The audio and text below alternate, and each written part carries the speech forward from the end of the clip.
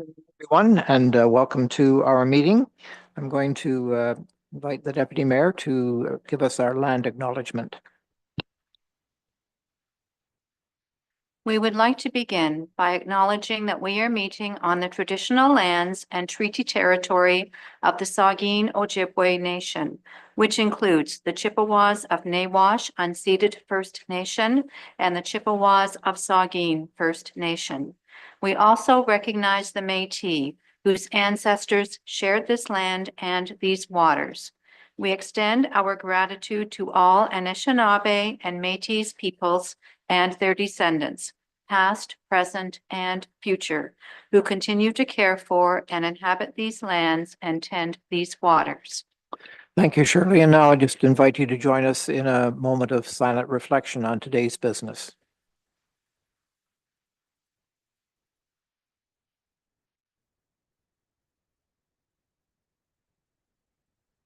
Thank you. Is there any disclosure of pecuniary interest around the horseshoe? Seeing none, just a reminder to bring it forward if it does occur. And now, today's meeting is to learn about a proposal to amend the land use planning permissions applying to certain lands in the municipality of Meaford. It's very important to note that the Planning Act requires that a specified person who may later wish to file an appeal to Council's decision on any of these matters must either provide verbal comments today at this public meeting or provide written comments to Council before the amendments are passed. The intention of this requirement is that only those specified people who have taken the time and the care to learn about the proposal and to engage in the planning process may have an opportunity to appeal a decision to the Ontario Land Tribunal.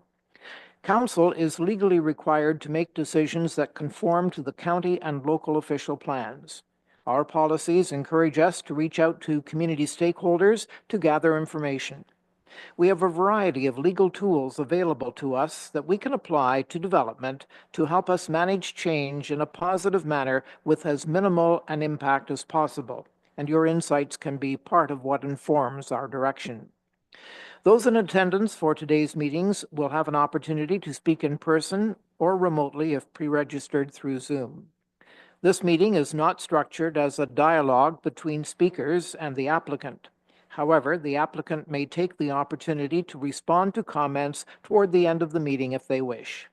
Note that in many cases, formulating responses may require that staff carry out research after the meeting on matters that have been raised and provide answers following the meeting or through their report to Council. So I will now call on today's public meeting to order. We're looking, or at least this is a public meeting to consider a zoning bylaw amendment for lands known as 057606 12th Line in Meaford. This meeting is a mandatory part of the planning process, which has been set out by the Planning Act. Based on the rules of the Act, there must be at least 20 days' notice given to residents within 120 meters of the property. Notice of the zoning bylaw amendment was issued on January the 13th, 2025, giving the required 20 days notice. So we'll get started, and first I'm going to ask Helena Fascinato, planner, to give us a brief presentation about this application and to provide us with any public or agency comments that have been received to date. Helena?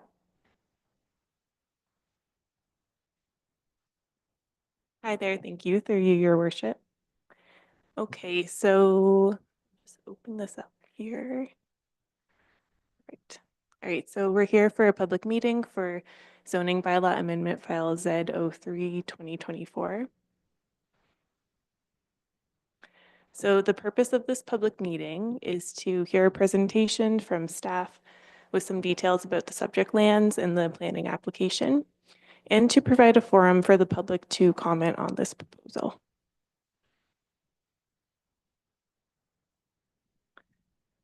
All right, so the property owner would like to establish a home industry on the property, which is also known as an on-farm diversified use. It would be dry manufacturing, including woodworking or metalworks, and would cover approximately 5,848 square meters of the 50-hectare property, and it would include a workshop and a storage area.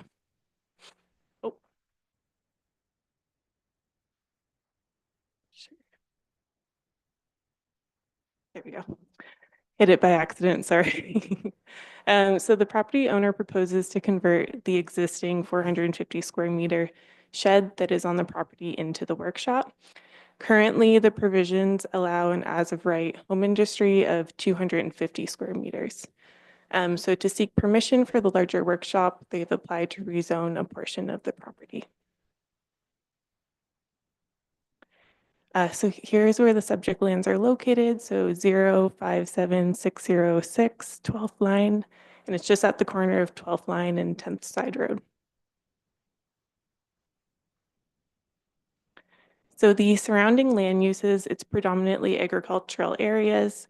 There's residences with farms, and the lands are approximately 50.4 hectares in area.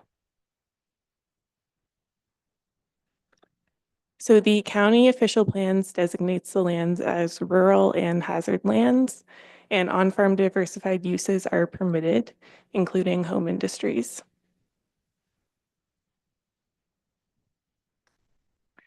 The county does have mapped significant woodlands and other wetlands on the property. Looking at the photo, the green and the hatched blue area are the significant woodlands and the wetlands. And they are located a fair distance away from the existing shed and building cluster where the workshop is proposed. If approved, the impact of the application on these features is considered to be minimal. So similar to the county official plan, the Meaford official plans designates the lands as rural and environmental protection. And the permitted uses are the same as those in the county.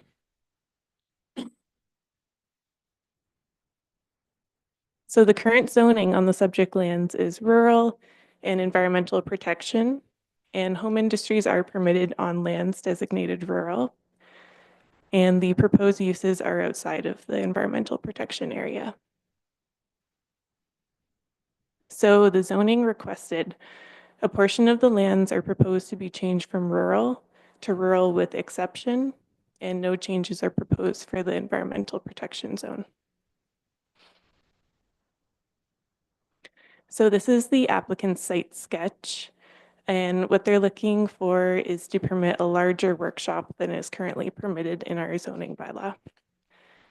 So there is a workshop, an outdoor storage area, a loading space, and a gravel yard proposed, as well as a septic system.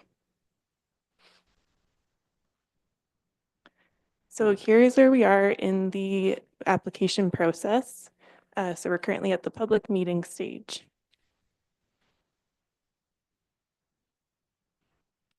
And then how to participate. So the public are invited to submit comments in writing to planning@meaford.ca.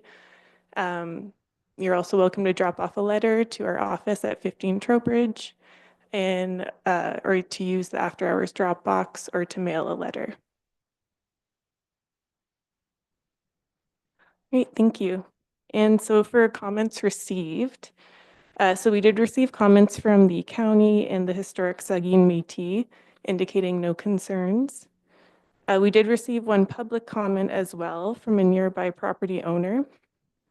And to summarize, they shared their concerns regarding noise from machinery, industrial equipment, and trucks. Specifically, they want, excuse me. Specifically, they wanted to know if there would be safeguards to ensure noise is contained, and they shared their concerns about traffic. So staff appreciate the comments and will look into this further as we review the application. Thank you.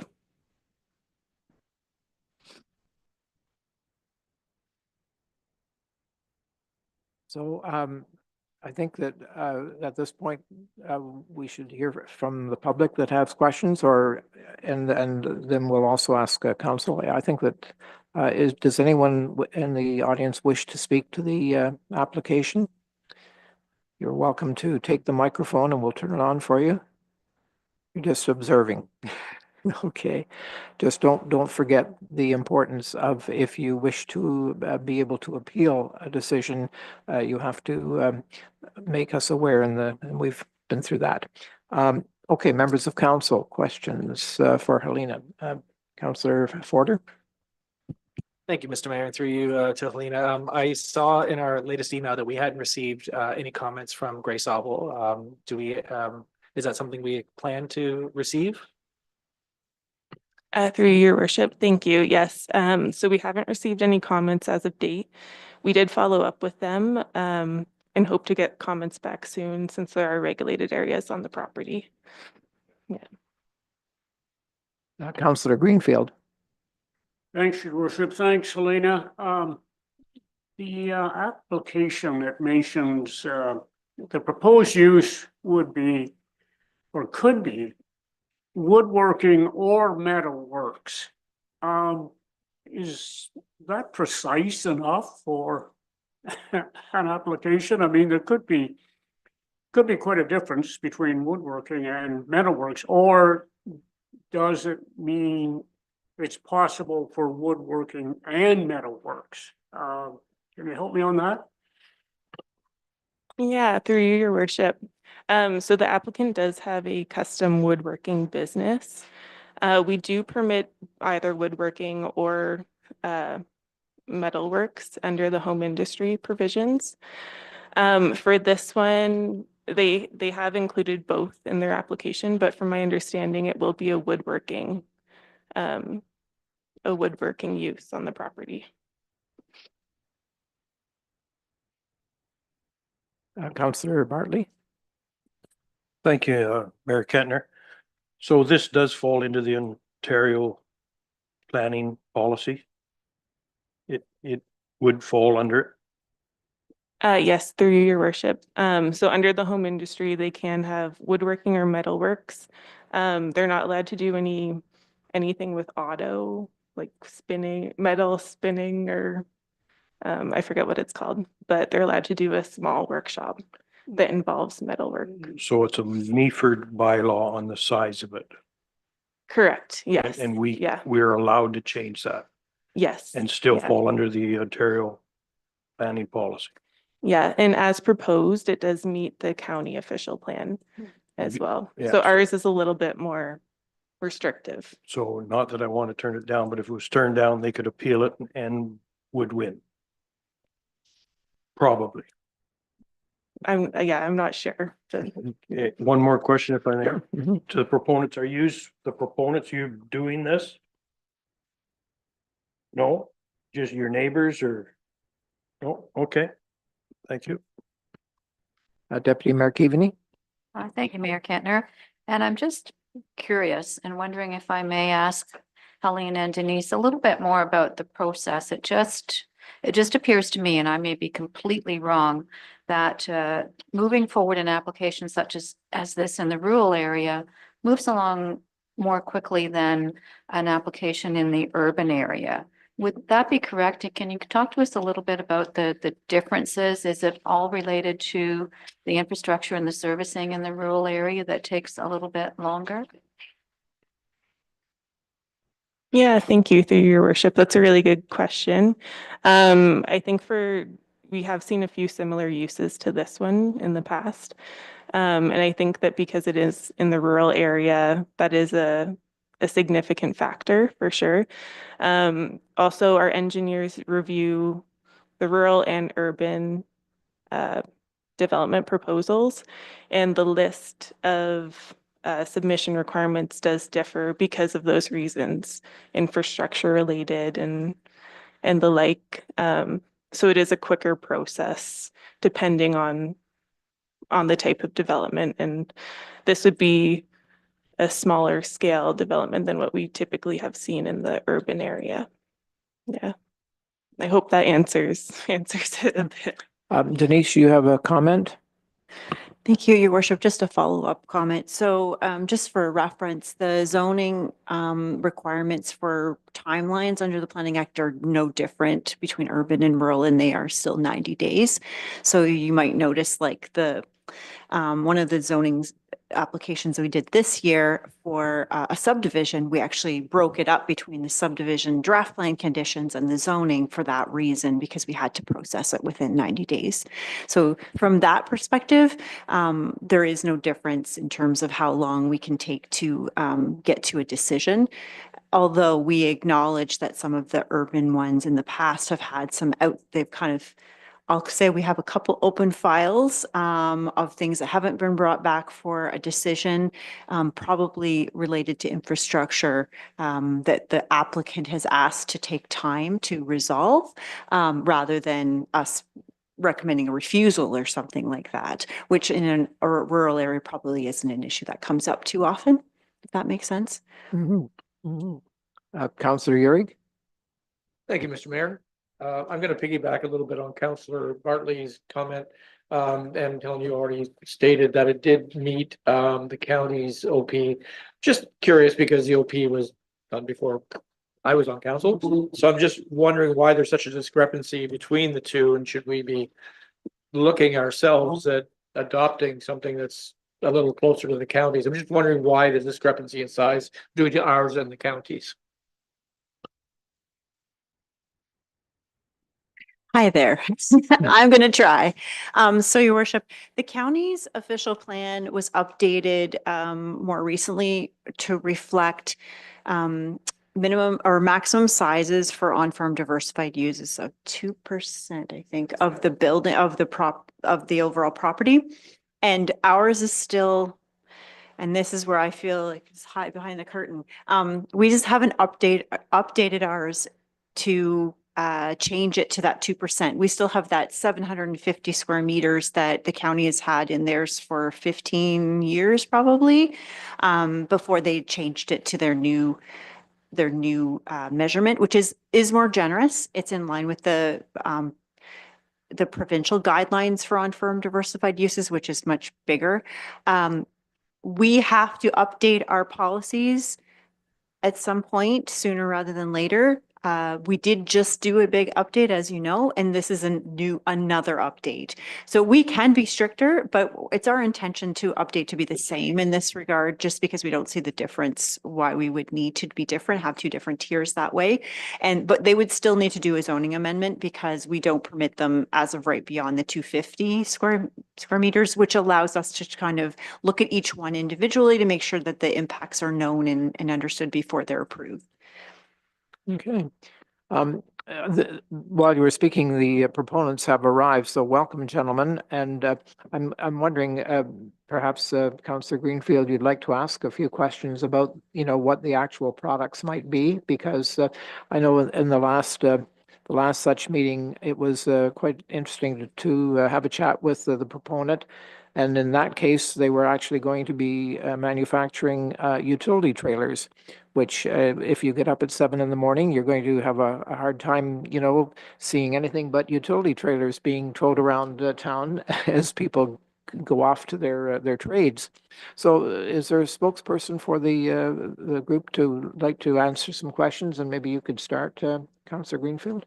Okay, thanks, Mayor Ken. Yes, welcome, gentlemen. I was asking, the application calls for either wood products or metal, and I was asking our planner if maybe that's a little bit vague. Is it one or the other, or are you maybe both eventually? Can you help me with that a bit? Well, at the moment, they're thinking of woodworking, yes. Woodworking only, yes. It's just when you do the zoning, then if you do one specific thing, then if in the future it doesn't work out and you want to change something, then you have to rezone everything. So that's why we kind of went with a few options. So. I appreciate that. It's good to have the option to diversify if need be. Thank you. Could I ask, is this like furniture that you're going to be making? Well, the intention right now is furniture panels, like gluing furniture panels. Yes. Good. just curious, because there seems to be a growing market for this type of thing, and it's good. Councillor Bartley? Thank you again, Mr. Kentner, Mayor Kentner. Thanks for coming. Now, you're going to run a wood shop, probably a diesel generator to run the wood shop.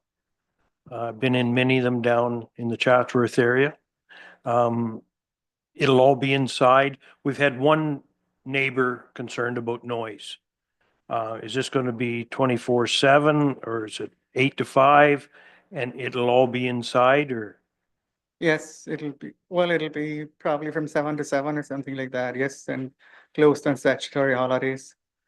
And the generator will be inside. It's actually probably going to be a propane powered, and those are quite a bit quieter than diesel are.